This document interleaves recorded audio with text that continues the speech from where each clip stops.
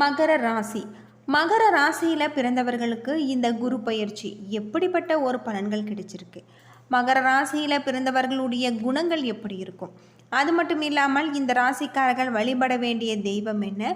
இந்த ராசிக்காரர்கள் எந்த கடவுளை வழிபட்டால் உங்களுடைய வாழ்க்கையில் இருக்கக்கூடிய பிரச்சனைகள் அனைத்திற்குமே தீர்வு கிடைக்கும் அப்படிங்கிறத பற்றி தெரிஞ்சுக்கலாம்.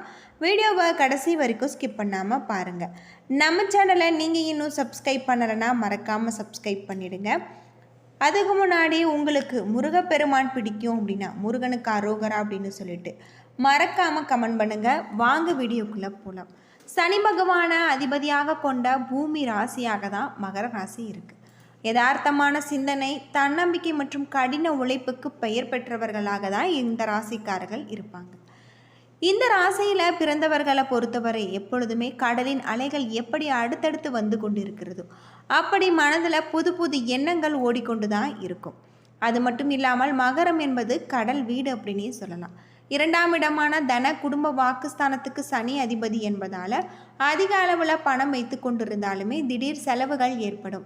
செலவுகளுக்காக பணத்தை நீங்கள் தேடுவீங்க. பொருளாதாரத்தை பொறுத்தவரை ஏற்ற இறக்கங்கள் இருக்கவே செய்யும். உங்களுடைய வாழ்க்கை துணையை பற்றி சொல்லக்கூடிய 7ஆம் இடத்துக்கு அதிபதியாக சந்திரன் வராரு. உங்களுடைய வாழ்க்கை துணை உங்களுக்கு மிகப்பெரிய ஒரு கலநேயமிக்கவர்களாக இருப்பாங்க. உங்களை விடவும் நிதானமாக யோசித்து செயல்படக்கூடியவர்களாகவும் இருப்பாங்க. உங்களின் வேகமான செயல்பாடுகளை இவர்கள் சமாளிக்கக்கூடிய வகையில் செயல்படுத்தக்கூடியவர்களாகவும் இருப்பாங்க. விவேகத்துடன் சமாளிக்கக்கூடியவங்க, வாக்கு சாதுரியம் பெற்றிருக்கக்கூடியவங்க. 10ஆம் இடத்துக்கு அதிபதியான சுக்கிரன் வருவதால் வாழ்க்கையின் மத்திய பகுதியில் சொந்த தொழிலில் இறங்கக்கூடியவர்கள். அது மட்டும் இல்லாமல் இவர்கள் பணம் புகழ் சேர்ந்து கிடைக்குமோ அங்கு வேலை செய்வையே விரும்பக்கூடியவர்கள். உயர்ந்த பதவி யோகம் உண்டு.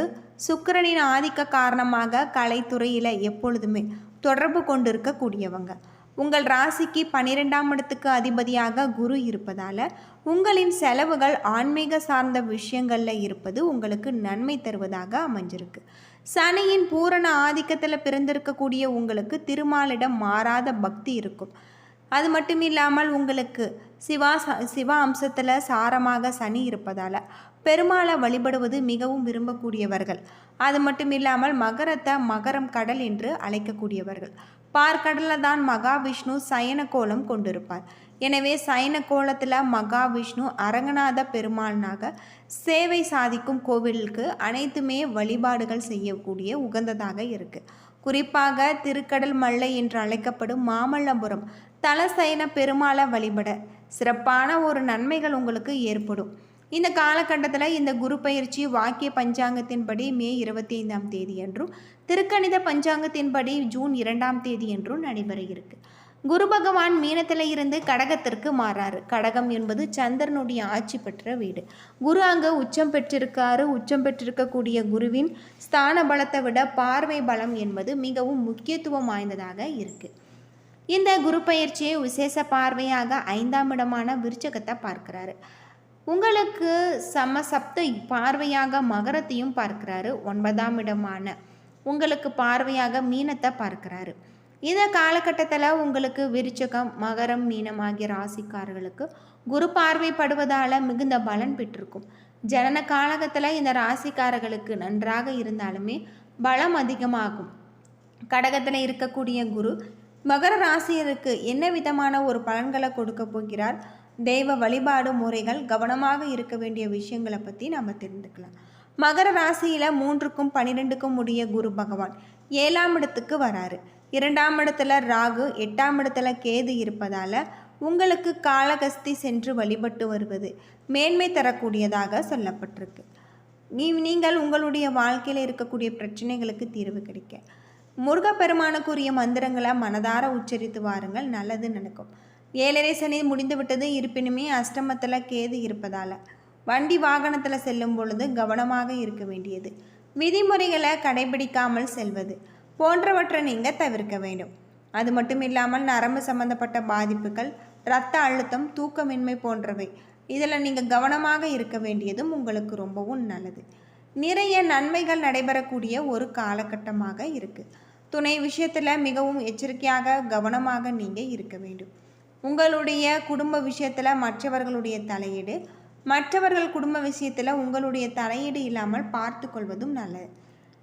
கணவன் மனைவி ஒருவரை ஒருவர் ஆரோக்கியத்தில் கவனம் செலுத்த வேண்டியது நல்லது. பயணங்கள் ஏற்பட வாய்ப்பு இருக்குது. பயணங்களுடைய சமயத்தில் பெண்கள் ஆண்கள் விஷயத்திலும் மிகுந்த கவனமாக இருக்க வேண்டும். இல்லையெனில் தேவையில்லாத பிரச்சனைகளில் நீங்கள் சிக்க வாய்ப்பு இருக்குது. எதிர்பார்க்காத நன்மைகள் நடக்கக்கூடிய ஒரு காலகட்டம். இழுபறியாக இருந்து வந்த சிக்கல்கள் தீரலாம். உத்தியோகத்தில் இருக்கக்கூடிய பிரச்சனைகளுக்கு நல்ல ஒரு தீர்வு கிடைச்சிருக்கு. அது மட்டும் இல்லாமல் இந்த காலகட்டத்தில் உங்களுக்கு நல்ல ஒரு மாற்றத்தை தரக்கூடிய வகையில் தான் சொல்லப்பட்டிருக்கு. இழுபறியாக இருந்த சிக்கல்கள் தீரும். உத்தியோகம், வியாபாரம், படிப்பு, தொழில் சம்பந்தமான எல்லா விஷயங்களுமே நடக்கும். குருவின் சப்த பார்வை இருப்பதால் எல்லா விதமான யோகங்களும் உங்களுக்கு கிடைச்சிருக்கு. நிறைய நல்ல விஷயங்கள் நடக்கும். தைரியம் ஏற்படும். வண்டி, வாகனம், தொழில், உத்தியோகம், வியாபாரம், படிப்பு, புது முயற்சிகளில் வெற்றி பெறக்கூடிய யோகம் உண்டாகும். நிறைய சுப விரயங்கள் ஏற்படும். அது மட்டும் இல்லாமல் உங்கள் துணையிடத்தில் இணக்கமாக செல்வது நல்லது. தேவையில்லாமல் கோபப்படுவதையும் தவிர்க்க வேண்டும். குடும்ப விஷயத்தில் அதிக கவனம் செலுத்துவதும் உங்களுக்கு ரொம்பவும் நல்லது அப்படின்னே சொல்லலாம். இந்த காலகட்டம் முழுவதுமே உங்களுக்கு சிறப்பானதாக நல்ல பல மாற்றத்தை தரக்கூடிய வகையில் கிரக நிலைகளும் உங்களுக்கு அமைஞ்சிருக்கு. பொதுவாக மகர ராசியில் பிறந்தவர்கள் எதிலுமே போராட்டம் கொண்டிருக்கக்கூடியவர்கள். அது மட்டும் இல்லாமல் உங்களுக்கு உழைப்புக்கு அஞ்ச மாட்டீங்க. நீங்கள் நேர்மையாக உழைக்கக்கூடியவர்கள். உங்களை எதிராளிகளின் இருப்பவர்கள் குறைகளை கண்டறிந்து சுட்டி காட்டக்கூடியவர்கள். கடுமையான உழைப்பிற்கு நீங்கள் சொந்தக்காரர் அப்படின்னே சொல்லலாம். எளிதுமே போராட்ட குணத்துடன் ஈடுபட்டு வெற்றிகளை குவிக்கும் மகர ராசி அன்பர்களுக்கு நீங்கள் உழைப்புக்கு அஞ்ச மாட்டீங்க. அது மட்டும் இல்லாமல் நேர்மையாக பாடுபடுவீங்க. எதிரிகளுடைய பாணியில் இருப்பவர்கள் குறைகளை கண்டறிந்து நீங்கள் சுட்டி காட்டுவீங்க. கடுமையான உழைப்பிற்கு உங்களுக்கு நீங்கள் சொந்தக்காரராக கூட இருக்கலாம். பொதுவாக இந்த மகர ராசியில் பிறந்தவர்களுக்கு குரு பகவான் ருணர் ரேக ஸ்தானத்துக்கு இருந்து கலஸ்தரஸ்தானத்திற்கு மாறுறாரு. கலஸ்தரஸ்தானத்திற்கு மாறும் குரு பகவான் தனது 5ஆம் பார்வையால் பஞ்சஸ்தானம், தனது 7ஆம் பார்வையான கலஸ்தரஸ்தானம், அது மட்டும் இல்லாமல் 9ஆம் பார்வையான பாக்கியஸ்தானம் ஆகியவற்றை பார்க்கிறாரு. இந்த பயிற்சியின் மூலம் பணவரவு உங்களுக்கு குறையும் என்பதால் குடும்ப தேவைகளை நிறைவேற்ற கடுமையாக நீங்கள் உழைக்க வேண்டும். கடன் வாங்கக்கூடிய ஒரு சூழல் ஏற்படலாம். அதே நேரத்தில் உங்களுடைய உழைப்பிற்கு நல்ல வாய்ப்புகள் தேடி வரக்கூடிய வகையில் சொல்லப்பட்டிருக்கு. தைரியம், சிந்தனையுடன் நீங்கள் மனதில் நம்பிக்கை வளரக்கூடிய வகையில் உங்களுடைய உடல்நல பாதிப்பு வராமல் நீங்கள் பார்த்து கொள்ளக்கூடிய வகையில் சொல்லப்பட்டிருக்கு. பொதுவாக மகர ராசியில் பிறந்தவர்களுக்கு இந்த காலகட்டத்தில் வீடு வாகனங்களில் நீங்கள் கவனமாகும். உங்களுடைய வசதிகளை பார்த்து கொண்டால் போதுமானது. தாய்வழி உறவினர்களில் கருத்து வேறுபாடு கொள்வாங்க. அவர்களிடம் வாதம் செய்வதை நீங்கள் தவிர்ப்பது நல்லது. பிள்ளைகளுடைய தொந்தரவு தராத வகையில் நல்ல குணத்தை நீங்கள் பெறக்கூடிய வகையில் அவர்களுக்கு தேவையானதை கிடைக்கக்கூடிய வகையில் நீங்கள் செயல்பட வேண்டியதும் உங்களுக்கு நல்லது. தம்பதிகளுக்கிடையே ஒற்றுமை, குடும்பத்தாரின் நலன்களில் நீங்கள் காட்டுவீங்க.